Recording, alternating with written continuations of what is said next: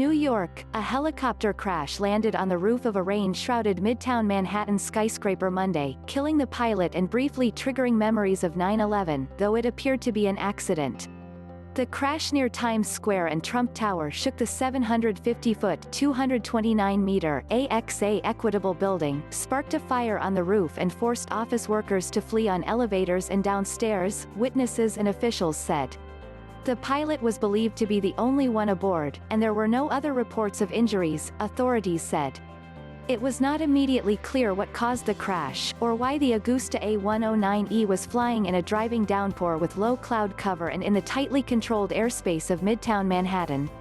A flight restriction in effect since President Donald Trump took office bans aircraft from flying below 3,000 feet within a 1-mile radius of Trump Tower, which is less than a half-mile (0.8 kilometers) from the crash site. The helicopter went down about 11 minutes after taking off from a heliport along the East River, a little more than a mile (1.6 kilometers) away. Police Commissioner James O'Neill said it may have been returning to its home airport in Linden, New Jersey. Pedro Rodriguez, a pastry line cook at Le Bernardin, a well-known restaurant in the building, said workers got an announcement telling everyone to exit, and he later heard from people around him that there was a fire on the roof. The evacuation was not chaotic, Rodriguez said, but he was rattled because he immediately thought of the September 11th attacks. "It's scary when something like this happens," he said. The crash happened shortly before 2 p.m., when clouds obscured the roof of the building. Rescue vehicles swarmed to the scene a few blocks from Rockefeller Center. If you're a New Yorker, you have a level of PTSD, right, from 9/11. And I remember that morning all too well. So as soon as you hear an aircraft hit a building, I think my mind goes where every New Yorker's mind goes, said Governor Andrew Cuomo, who spoke to reporters at the scene.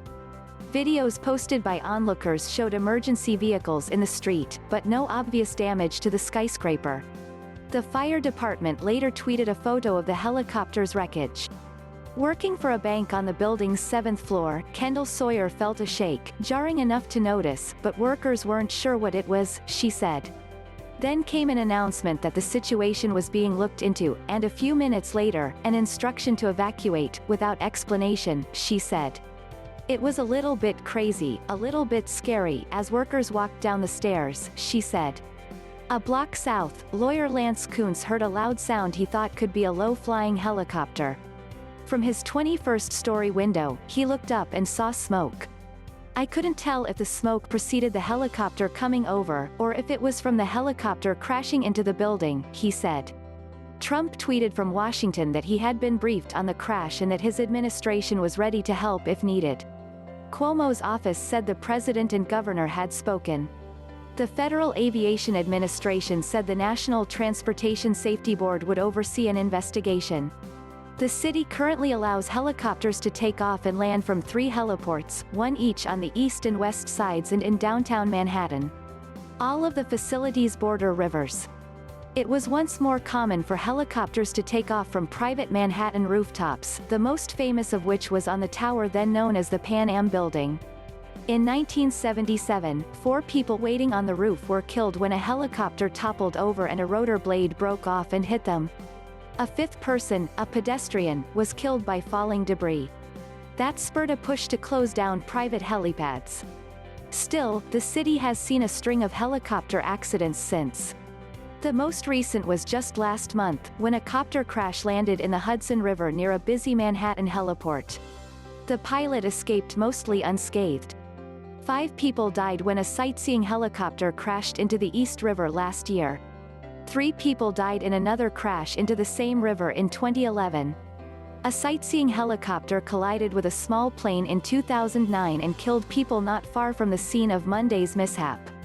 In 2006, New York Yankees pitcher Corey Lidle's single-engine plane slammed into the 20th floor of a building on Manhattan's Upper East Side, killing Lidle and his flight instructor. It was not clear which one was piloting the plane. The National Transportation Safety Board concluded the pilot misjudged a narrow U-turn before veering into the building.